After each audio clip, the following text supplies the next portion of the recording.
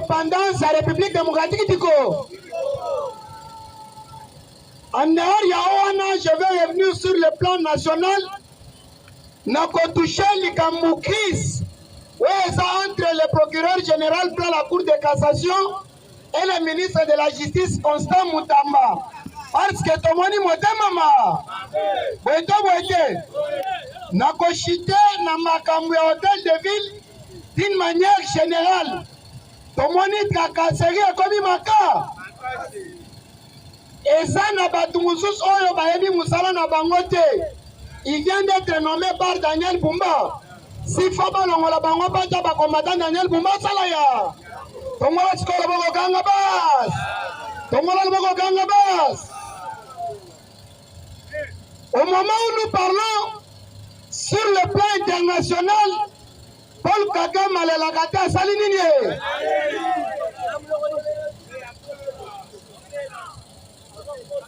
Niveau il y a État d'Amérique. Il y a eu des moratons parce que Batmamoni le col les hommes au contrôle des Alakébé. Il y a Liboso.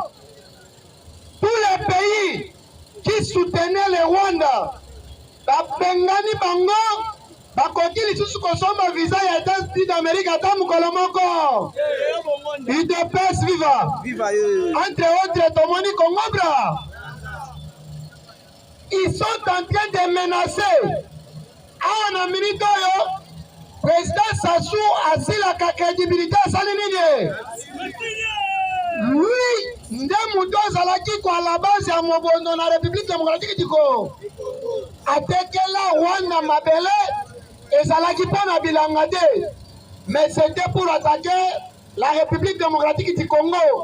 Raison pour laquelle il est sur les listes des pays. Oui, Seigneur, il y a des sous aux États-Unis d'Amérique. Oh, le lobbying Yamounene dans le monde des États-Unis. Avant que le processus soit signé, sauf imprévu, chef de l'État soit le Congo et Seigneur de Belgique. Dans Belgique, il faut que Tanana roi Philippe, Masolo retourne tout autour du processus de paix. Il de paix vivant. La Belgique, comme pays colonisateur, il y a la République démocratique du Congo, la République voyou du Rwanda. Et Sengela Bimisakat, il y a cartographie, il y a deux pays. Abimisa limite la République démocratique du Congo, il y a roi. Il de paix vivant. Rwanda est un voyage au président de la République et Sengeli Asala. Mais de l'autre côté, sur le plan de la justice, au niveau international, au moment où nous parlons, déjà Baouti a sanctionné quelques juges du cours pénal international.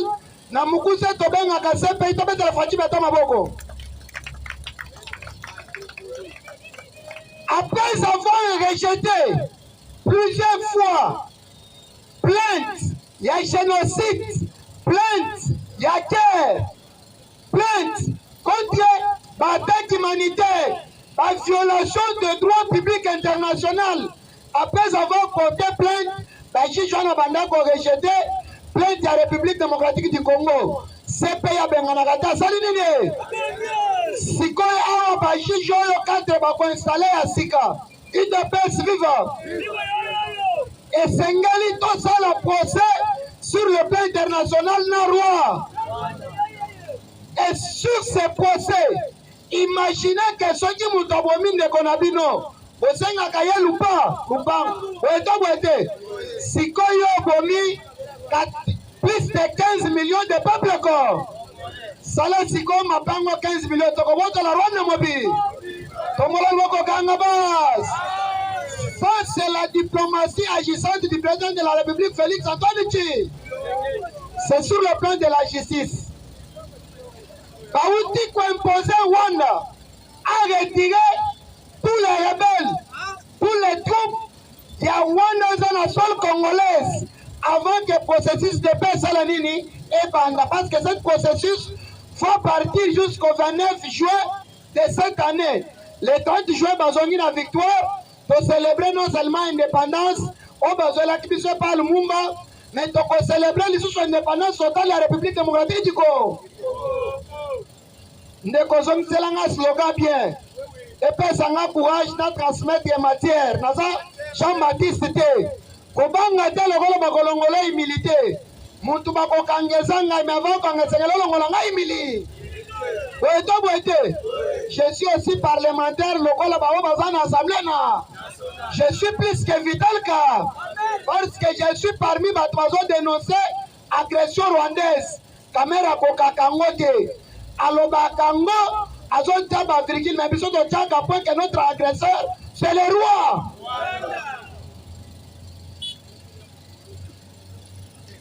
Processus oya paix et que ça le niveau ya États-Unis d'Amérique. On a imposé au Rwanda de retirer ses troupes.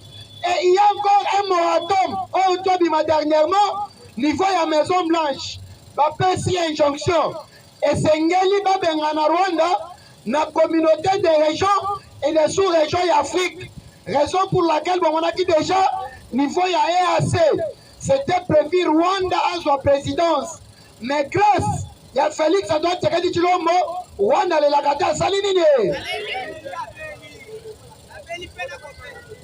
Fait ce processus de paix dans le partenariat Ganyaga, Amérique qui veut investir plus ou moins 500 milliards de dollars américains.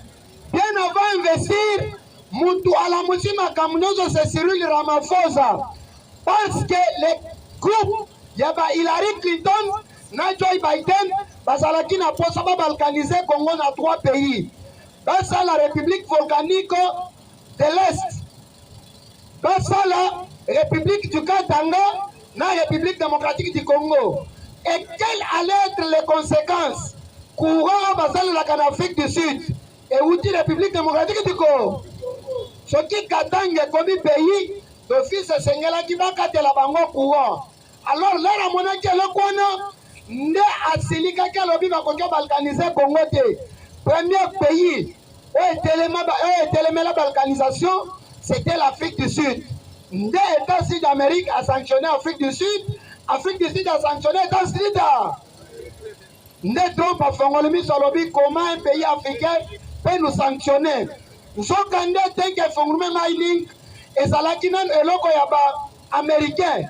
Après Kabila ba côté que lango ba chinois, UDPS vivant. Ba salaki ba accord na bango. Donc babanda kabole la minerai c'était au niveau de l'Afrique du Sud parce que biloko wana e banda ko bimana bare mort. À partir de l'Afrique du Sud bazo kabolango. C'est quoi Afrique du Sud alobi banda le lobi biloko na bino ya lisusu Afrique du Sud ne place Amérique fongoli misu. Aye ko se rendre que ba variété ya ba minerai babandolo bakeza na Congo eza o babando kanisate nzokande minerai zala kebe UDPS vivant UDPS vivant c'est tout une place Amérique à fongoli misu. L'Amérique se rend compte que pour bien gérer les minerais qui sont au Congo n'a gardé place la première puissance mondiale et Sengelina qui est un partenariat Ganyaga. Nema Sololi, Sikoyo et Sengeli Amérique a kende ko exploiter la zone Nyoso. Oyo bakangaki na époque ba français ba bando exploiter sima ya ba rwandais. Oyo ba belge, ba anglais. Naba multinationaux mususu UDPS vivant nebo moni France ale la gata salinine. Ce n'est pas pour rien que Martin Fayoulou aille pour rejoindre le camp de Félix Antoine Tshisekedi Tshilombo. Fayoulou a liboso tali âge. Il s'est rendu compte que Félix a pris le pouvoir. Fayoulou avait 65 ans. Ce qui a sali plus 10 ans, il sali combien? C'est quoi 75 ans? Ce qui a sali na 15 ans. On fois déjà signé contrat dans les États-Unis d'Amérique. À Kosuka na combien? 90 ans. Déjà parti de 90 ans, on a considéré le Colombo à 3e âge. Martin Fayoulou Atala lobby, inutile d'aller dans l'opposition, UDPS vivant. Et qu'est-ce qui a poussé Joseph Kabila de rejoindre le camp de M23?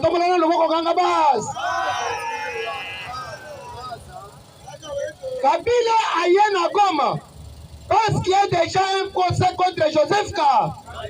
Et puis bayebaki déjà na processus de paix. Et sengeli Barwandais nyonso bazo. Sikoler Barwandais déjà babitu keita ujo kita na Goma. C'est juste pour que bata la ba vérifier ceux qui Barwandais nyonso bazo ni. UDPS vivant. Ça sera en collaboration avec la MONUSCO. Et sengeli ba troupe ya Rwanda basonga. Sikoyo Kabila se rendre compte que Barwandais nyonso soki bazongingana kokende wa bakopesa Ibrahim Kabila raison que nazalaka mwana Mzee Laurent Désiré Kabila. Or biso toyebaki yango depuis déjà ka siko s'il faut négocier avec un responsable de M23 et sengeli Kabila kende na négociation pourvu kaloba ke na bomi moto batikela ngai papangu na biloko na ngai. Or Kabila ko vivre sort lokola ya Corneille nanga ya ko saisir ba bien nyonso ya Joseph Ka. UDPS viva. Sikoyo ka siko na kati ya kana bango. La processus de paix en marche. Déjà esengeli ba Rwandais tout bazonga. Corneille nanga Bertin Bisimwa ba décider balobi soki totiki Joseph Kabila comme notre leader. On n'aura pas la presse Kabila qu'on négocie pour l'intérêt na ya barwa Rwandais. Et c'est quelqu'un qui a Joseph Kabila. Au moment où nous parlons, il y a déjà une bonne nouvelle. Le camp M23 est divisé en deux parties. Parce na elle, Joseph Kabila na elle Sultani Makenga. Ce qu'on a mis on va s'annoncer que tout le monde veut aller assister au processus de paix. Or, dans le processus de paix, nous avons assisté à un sérieux des membres du gouvernement de la République faillie du roi. Ça, c'est au niveau international.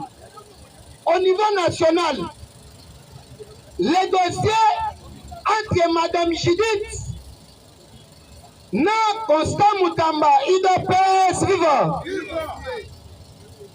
Les règles juridiques du pays ont un sérieux problème parce que les lois ont été élaborées pas conformément à nos coutumes. C'est là où d'abord cause problème. Et Sengeli Mobeko Moka, et ça la lokola bizaleli na biso boeto boete. Na bizaleli na biso, to monaka papa ya ndakune responsable ya makamunyo. Mais selon Siko Mobeko, ezola kisabiso lokola responsable ya makambu. Et ça, maman yanda. Donc, moi, je suis le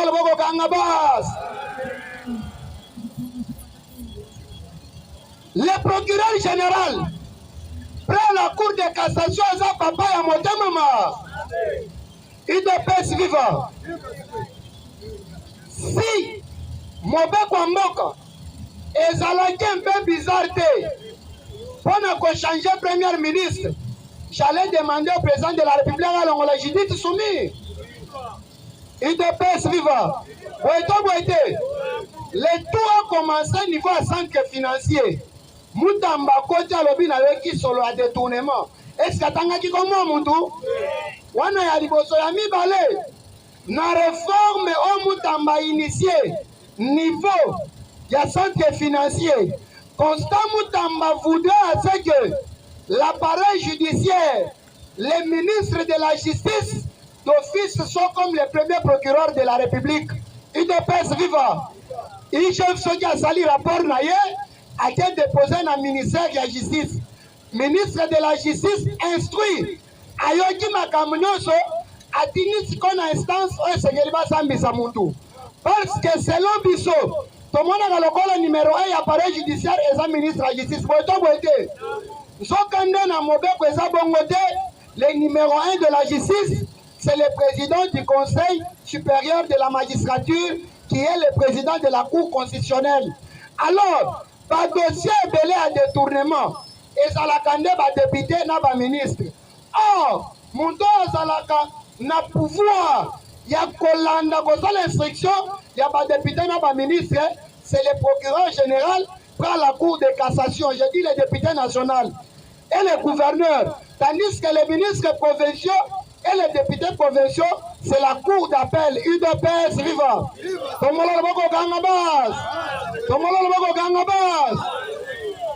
Alors, ce qui l'organisation des compétences judiciaires dans la séparation des pouvoirs, vous allez vous rendre compte que le ministre de la Justice est dans les pouvoirs exécutifs, tandis que les magistrats sont dans les pouvoirs judiciaires. Alors, c'était au bénéfice et aux intérêts du peuple corps. C'est là où le président de la République s'est fâché. Alobi Sengelina Bandela tournée Nangaï. Et c'était quoi le tournée du président de la République? C'était de rédiger une nouvelle constitution. Or, la constitution, c'est la loi fondamentale d'un pays. Quand on touche la constitution directement, et Sengali même la loi organique va toucher Yango. UDPS vivant. Je demande à Constant Moutama de prendre le courage. Moutama Mamabe, c'est la première ministre. La loi sur l'administration de libre-échange entre ministres. La loi dit ceci. Entre les articles 50 et 49, Soki, ministre comme le premier ministre Mukanda, et que le premier ministre répondrait dans les 10 jours, c'est supposé que le premier ministre Andimi Yango. C'est ce que Constant Moutamba avait fait. La société gagnait qui marchait. Il y a construction, il y a prison, il y a Sika niveau, il y a Kisangani.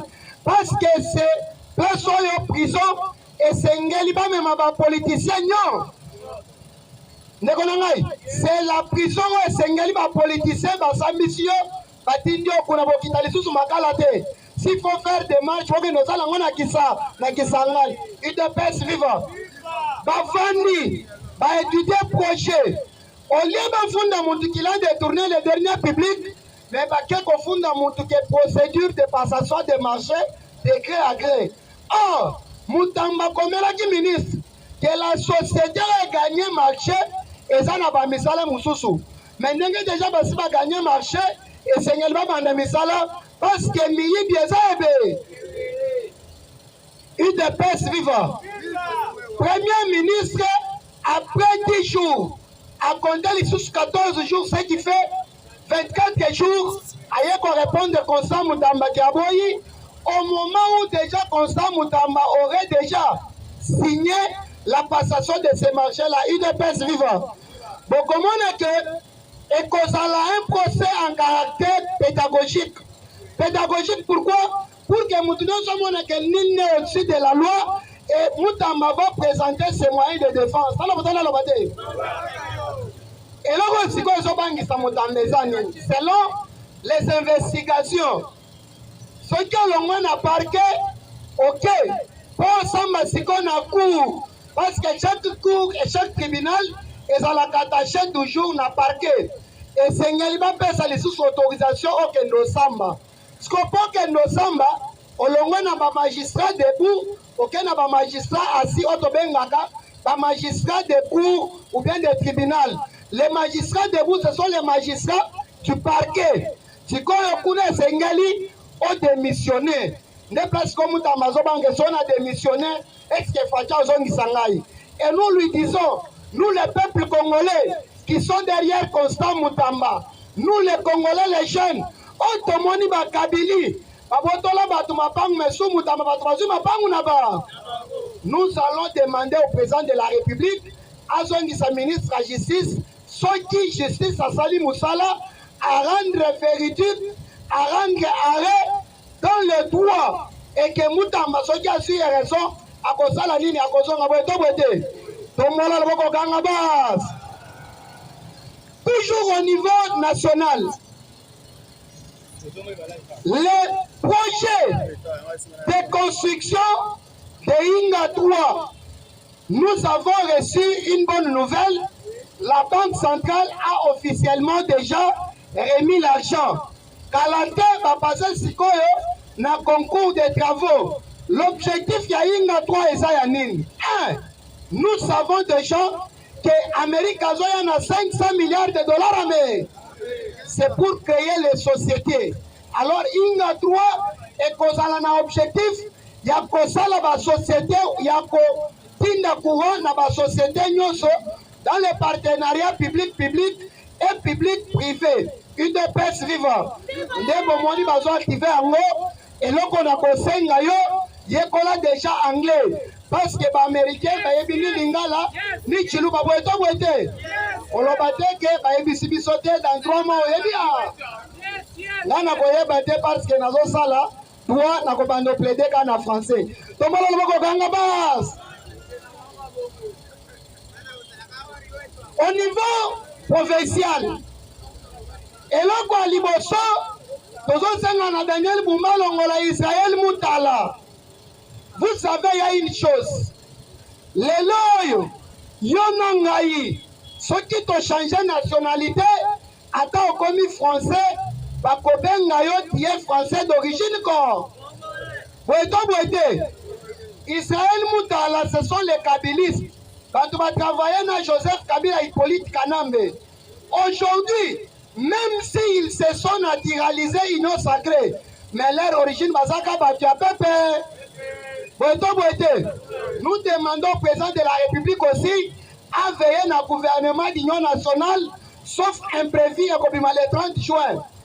Yo, on dit ça déjà, Masanga, Kobo Sanate, Masanga Mila, na gene pona kobenga bakoko. Na batunyonso bakufa pona liti ya ide. UDPS viva. UDPS viva. Moutala est en train de bloquer Daniel Bumba dans son cabinet. Origine à Moutala ngana yebite, mais moi j'ai fait mon travail après investigation. Comment expliquer les personnes qui communiquent au Bafilmaka, misala ya chef de l'État. Chef de l'État na kata ba province c'est le gouverneur. Na kata ba commune c'est le bourgmestre. Mais aux gens privés, batouana accès ya kolakisa misala ya chef de l'État. Na Kinshasa mutozo travaille sa Bumba c'est le chef de l'État. Parce que mutandimi Bumba c'est le gouverneur, c'est le président de la République. Ceux qui sont bloqués, batu batombo la bala misala chef de l'État te. Et ça motema mama. Tété. Pour mon gouverneur de la ville, il faut le cabinet. Mais pour mon projet, il y a bien. Au gouverneur de la ville, à Kosenga Yombo, on a la bataille. Bon, on est venu Croix-Rouge. Qui a TVS, qui n'a pas na bataille Israël Moutala. Pour réhabiliter Zelana, Kobanana Koya Itaga, niveau ya Willery. Batouana na mbongo na bango moko. Nous constatons Israël Moutala, UDPS viva. Pourquoi ce batoile va coûter un gouverneur à Zosengambo? Essayer qu'on commélaye à Zoy Bissebison à Zoya UDPS. Bon, on a UDPS, place on les a tata na yo, et ça maman na yo. Aujourd'hui, Fachi est gouverneur parce qu'il y a un président de l'UDPS, Félix Adonichi. Et Félix, lorsqu'il avait retiré sa signature, puis ce Toloba Fachi retiré si. C'est-à-dire, Fachaza place on a grâce à Yonanga Bakombata Yaïde. Ceux qui osent reconnaître l'île à Bakombata, ta place c'est dans l'enfer. Osa Kabylie, c'est place à Yona Bolo. Comment on va gagner bas? Ministre Bob Amis, c'est le numéro 1 qui sème le désordre dans la ville de Kinshasa. Le ministère du transport, UDPS viva. Le ministre est en train d'expédier la politique. Il ne peut pas être actif. Celui qui doit être actif dans l'administration pour signer les assignations et les baisses à un chef de division. Mais Ami Saye a créé des ordres. Le col Jésus Noël Chege a Outaki ko créé na Archepep, UDPS viva. Ce sont les personnes venues dans la parti politique à Bob Amis. Bondi Melangai, Tozo Senga déjà départ naïe. Le 4 juin, dès que le gouvernement d'Union nationale et niveau national, même niveau provincial, le Seigneur ça la ligne. C'est anormal. Yo oza ministre ya transport oye okuti batu oyo so bakangaka ba moto na mituka oyo basa na matricule te. Par conséquent ata mutu aza na mikanda Akokangaye pour qu'il y ait une fourrière. Nous avons rencontré les ministres, mais les ministres s'organisent à Koutani, Naba, soi-disant président, je vais citer leur nom parce que nous avons est-ce que le président Alain Daï a une association à moto? Est-ce que Oscar Mukuna a une association? Est-ce que Siko Mukanga a une association à Batu? C'est pour transmettre ce message. UDPS vivant. Nous avons l'idée pour un état de droit. Nakota, qu'est-ce qui se passe là-bas? Ils cotisent par semaine 30 000 francs. C'est quoi ces 30 000 francs? UDPS vivant. Bazon pesa ministre Mbongo. Bazon pesa ba général nyonso na ba colonel Mbongo niveau ya ville. Donc quand fungula azwaka Mbongo. Ipekim azwaka nini Mbongo. Or, limite ya ville selon l'arrêté du gouverneur, c'est sur l'avenue du livre. Mais comment ne soit que ça n'a chilete à tant niveau ya commerce pa kokangayo. Le ministre est là en train de regarder ça. L'amende qui est transactionnelle, aujourd'hui, tu as une amende à moto. UDPS vivant. Ces gens se sont organisés pour que le peuple congolais mbongo. Par la voix, il y a Bachilé. Bapesa Kandengo Moni Général Wana. Bapesa Kaye chaque semaine, chaque association donne $200. C'est quoi imaginer? Tous en a combien il y a d'associations à combien? Nous avons au minimum, c'est plus de 15 associations. Il n'y a aucune personne sur le plan légal à Sangisaka Batou. Nous avons un intérêt pour la ville. Aujourd'hui, nous voyons chez Odat, on va dire qu'à stationnement, UDPS vivant. Ce qui est selon les informations, est Sengeli. Nous sommes quittance à Géodat, mais plutôt quittance à hôtel de ville. Les CB en charge à parking va instruire le niveau du gouvernement provincial qui a recruté Batou, va noter qu'à taxe de stationnement, va abroger décision à Géodat, na SNAP, mais sous la couverture du ministre Bob Amiso, tout le monde va et on se pose la question. Moussala, ministre Zayani, Sokande, il est en train de s'organiser comment piller Mbongo ya peuple corps. UDPS vivant. Bakakaseri Bozomon Anansela, c'est le ministre Bob Amisi Yoka qui est en train de fournir les efforts. Aujourd'hui, Plaque Ndenge Tozaboye, il n'y a aucune base de données numériques enregistrée par la plaque. Attends, perdre, na minute oyo. Carte rose, bakobimiselo carte rose, la carte nyonso ya PVC. Donc, une base de données, oyo koki opesa babimiselo carte rose, na service ya moto ezate.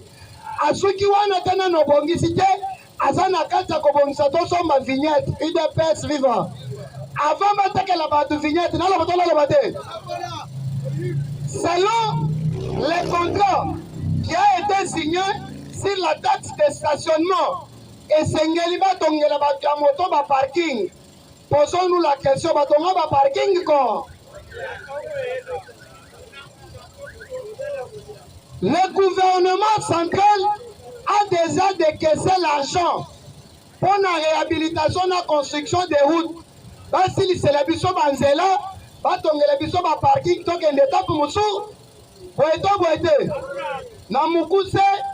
L'histoire du Congo est cocali na histoire comme mis la Bible le peuple israélite. UDPS a lutté pendant 37 ans. Ce que ça lui plus 2 ans. Oyo Félix a bondi transition sans Joseph Kabila. Plus les une année, Oyo Etienne a bondi pour que toi la ta cravate. Ce qui ont totalisé comme on a que sali 40 ans. Le peuple israélite va bondi 40 ans. Va kozaki na cannabis tokoti na yosa. Boeto boete. De l'autre côté, Nzambe abandana Moïse. L'air Moïse a confié Nzambe à Télémisi Josué. Awa Nzambe abandana Etienne Tshisekedi wa Mulu. L'air a confié à Télémisi Fachibe. Kuna babeta bato ya pamba tosali discours ya 5 minutes. Okomona ke ilunga iluka mbakwe. Janine Mabunda kwe. Tambwe mwamba kwe. Lelo PPRD ezalaka lisusu. Okomona ke dernier prophète. Seria ke Etienne Tshisekedi wa Mulu. Alobi une fois UDPS au pouvoir, opposition kozala lisusu. Aujourd'hui nous voyons, à la place de faire l'opposition batraquer na rébellion. Fayulu akangi motema ta kosenga bolibi c'est pas ya Fachibe. Tomola loboko kanga bas. Ce qui ont mis opposition kozala diokole. Ce qui ont le mieux kotuna me gangaka. Mais à côté de profondeur et à auto, na moi peur la tigile ya namo.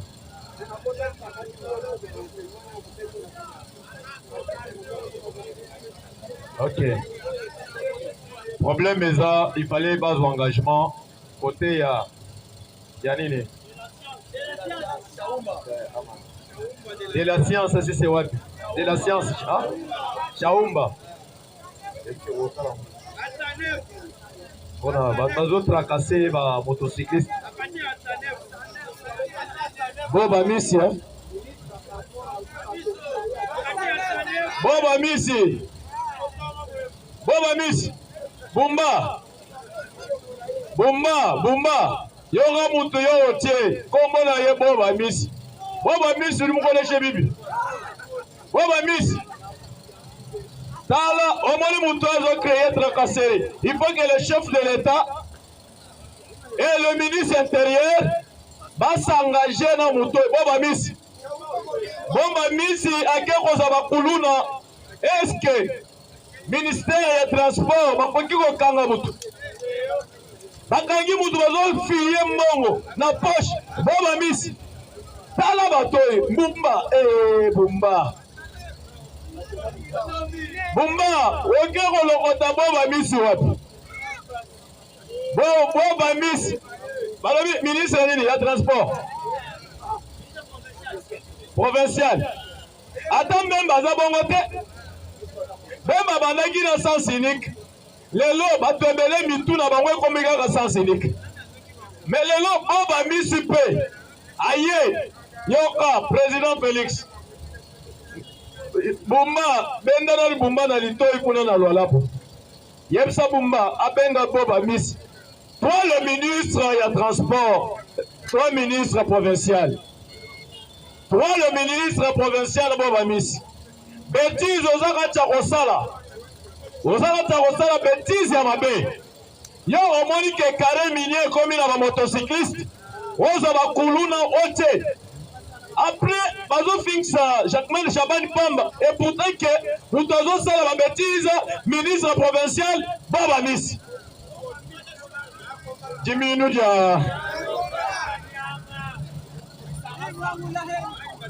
au Moniba Mouzou Boba Missi.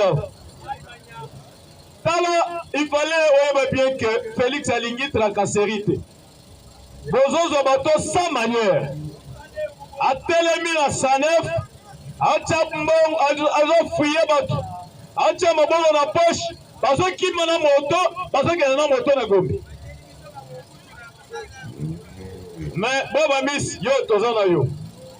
Nazi kombo na yo Boba Missi. Tala lisusu kombo Boba Missi. Balokoti bato boy, umma yo lokoti bato boy wapi. Boba Missi ya tracasserie ya makasi. Non. Il faut que tous engagements. Engagement, il n'y a que pas destituer ministre provincial. Bomba, non, assemblée provinciale. Nous devons créer tracasserie ma casse dans la ville et province, c'est Boba Missi. Nous devons créer sans cynique. Makamouza Tawole Kebele. On peut ça non, papa. Betata 10 minutes. Bob, l'Obana président Miyaki. Ouais. Boba Missi, Au moins, le ministre de la Transport a sali bêtise. Provincial, et bon, ma miss. Je sais que ma part, beaucoup de ligne président Félix a un message. Bumba a un message. Ils ont créé tracasserie et macasse.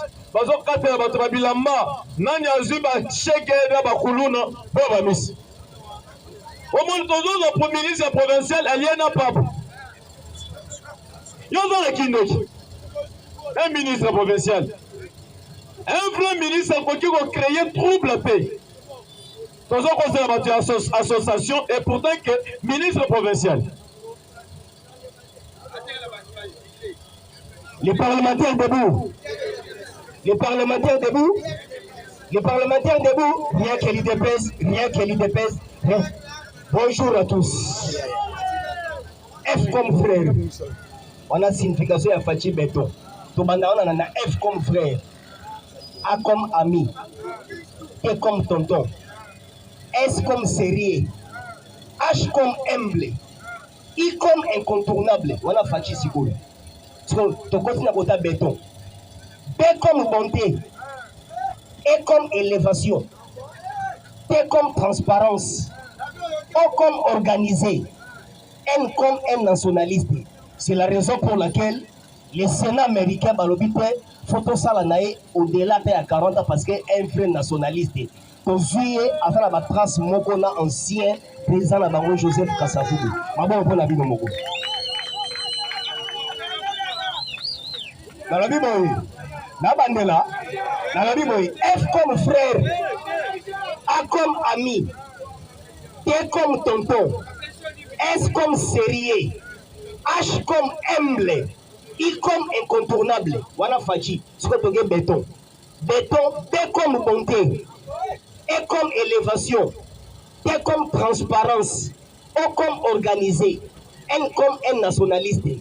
Yango ozomona ba impérialiste ba ba lingaki nationaliste. Donc N wana, c'est-à-dire un nationaliste, donc asa de père et de mère et de sang et de terre et de moelle pinière de mwana. Mabo pona muka tombolo. Lelo na si toza vendredi. Ça peut sa conseil des ministres. Pas ça. Asa déjà la mabele. Conseil des ministres et Zaralelo vendredi à représident Oye Moko. Parce que oh les cas qui va honorer qui maman Thérèse Kaikouamba. Va penser que va fleur va embellir banzemo parce que façon à travailler dans le ministère affaires étrangères Congo pena tomati. Dans le niveau de commune il y a un conseil de sécurité des Nations Unies pour qu'un vice-président et puis deuxième poste membre non permanent des Nations Unies. Ils ont blaqué. De même il Brazzaville on va finir à Bisso mais pour les États-Unis et c'est ngeli ba leka awa mais à une seule condition faut on dit ma pe baya. Pour ça to boy ba oya pedi. Chers compatriotes, so eloko tozo senga na top Congo Top Congo Christian Usakweno lamuka ko bomba te bisa biso vérité partenaire ya chaîne wana tangaka kombo na ezala Kabila. Parce que oyo sali wana potango bemba leki bemba beti ba vérité bato ba yesima wana to comprendre que bino mo mutu bolexi ba parce que eza chaîne na Kabila. Kabila atika ba chaîne mibale. Atika télé 50 wana. Télé 50 ozina nous top Congo na digital. Digital wana ezaka sous occupation ya Jeannette Kabila. Digital. Théomoni makambuto Lubumbashi ozona digital. Voilà. Oyebi balekisi mwana Laurent Musée David Taratibu mais biloka lobi même ngamo na lembi ngana kenze kutu ako encourager Jean-Pierre Bemba na biloka beteli bango. Siko to panzengo penda na réseaux sociaux botala Hippolyte Kanambe ndenge bayaka na ana katupora dans la façon bayela Congo soto zibe na ba photo soto panzango mais oh nyoso mwana mboka Jean-Pierre Bemba Gombalu a considéré c'est sujet rwandais to yebi bango ndenge bayaka to yebi bango ndenge bayaka onike David Taratibu alobani abandina na hukumisa emukonza mboka akumisi pona ba démarche pona ba diplomatie ezo simba ngana kesi tu mwana mwana muzango alobaka même que non basala biso ata batese ya ADN ko alela nabi me mwana muzango nini ote Jean-Pierre Bemba ana droit oloba makambo wana te wana lelo na top Congo ana droit oloba makambo wana te le roi déjà papa na biso avant kufa apunaka Joseph Kabila atangaka déjà fils na ye atikalaka fils na ye ngako mais mwana muze nini azoba biloka mo na radio ngabi David Paratibu alenga nini oye Jean-Pierre Bemba ana droit ya okota na Angleterre donc na compagne tellement pas nango bakoma banzala batambulaka na yebaka moko David Paratibu na kutana na Afrika kulu na couloir ngana vanda hipa vanda Alpha aye abebi internet tala David Paratibu mwana muze ngabia na pese bimbo donc tala ka mutu mo tellement nzala ba wole sopela roba blo parce que top Congo soko ni ngomona ke no chaîne wana balingaka muko tombolo te so bazu prince penge abando finga ba pesa ke tamulai oma batike bena donc aba buzoba donc so tali opposition bazwaka tamoko mulai par rapport ya biso bata régime en place donc yandabi top Congo kisa lusakweno bafuwa jona nyoso osalaka ko grâce à muko tombolo wa lelo biso toi na basamoi il est États-Unis partout à Kendaka donc à comment va être journaliste mo présentiel donc babilo mususu akocha ngo wana ti donc balobi babuzoba ko sakanati ba répéter lisusu na bakatangeo balobaki mokolo wana non les ressortissants de Katanga tala donc batu wana toyebaka te soki bazalaka mitube mikila mais ceci baza mikila parce que Bemba lobby etikali ndenge wana muto akonte parce que alobi la vérité mais pourquoi vérité ezo blessé ndenge wana ya tobi na Christian Elusakweno atangela biso ka vérité ya kono chaîne wana ebani c'est Joseph Kabila parce que télé 50 wana ezaka ba matériel moko boye Italie asalaki yango don pona RTNC ba dévier yango ba dévier ndambu ya ba matériel basali télé 50 place basala ba campagne ya Joseph Kabila télé 50 esalama ndenge wana Bolandi parce que aussi Jean-Marie Kasamba so tali clip achala mwana oya kala omone akangi eliputa na tolo aza kobina mutwashi mais ba lokote wana auti poto aye akomi bafandise kabiliste so ba PC directeur ya chaîne wana atikala wana tilelo il est spécifique la cadre d'actualité politique banaye batalaki TV lobby batala désordre et ça en États-Unis. Les États-Unis. Ça va, merci. Nyonso, bomoni avant ebanda libanda. Deuxième fois basali cool. Donald Trump balongolaka na mandat liboso et pas ba démocrate ba impérialiste. Donc ba chaba mbongo aje ba Bill Clinton ba Joe Biden. Bill Gates bacha bambongo pour ça la mandat moko sauter pour démocrate aya ko vanda wana ba continuer opération na bango ya guerre est. C'est quoi le problème aneke yé déjà premier mandat na abandi na États-Unis a coûté États-Unis na désordre ya rosakanate ils en nemo qui ça ses alliés. Chers compatriotes yé bango ndenge toza boye badoye bazali abazo kanga mbokolo recensement ya suka et salama na 84 batoye baza ona ba bien recensement suka na Congo salama na 84 so raisonner 84 ti le 2025 donc ba soudanais ba koma ba kokwa ba rwandais ba koti ça dit jour to banda recensement papa to robimisa ba génération de